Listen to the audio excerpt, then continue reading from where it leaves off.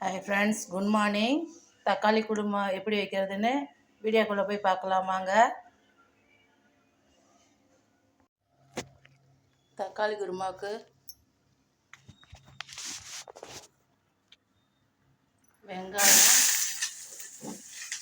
வெங்காயம் வணங்கணும்.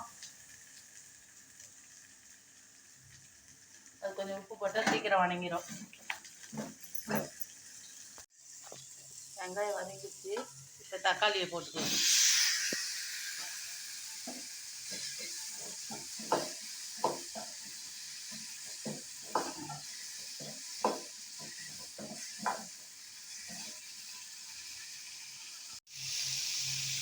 தக்காளி வதங்கிடுச்சு.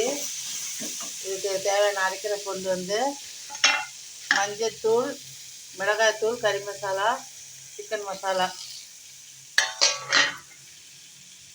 தேங்காய் துருவல்,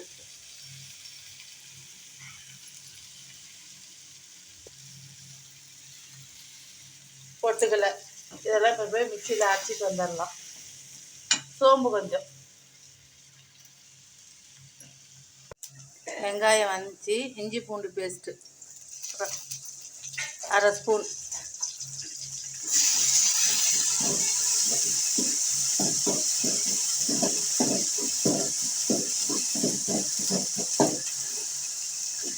இஞ்சி பூண்டு பேஸ்ட் வணங்கிடுச்சு.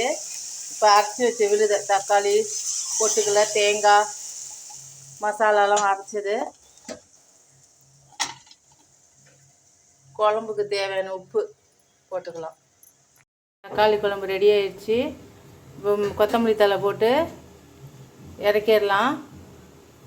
இந்த வீடியோ பிடிச்சிருந்தால் லைக் பண்ணுங்கள், ஷேர் பண்ணுங்கள், கமெண்ட் பண்ணுங்கள், சப்ஸ்கிரைப் பண்ணுங்கள். தேங்க்யூ. பாய். நெக்ஸ்ட் வீடியோவில் பார்க்கலாம்.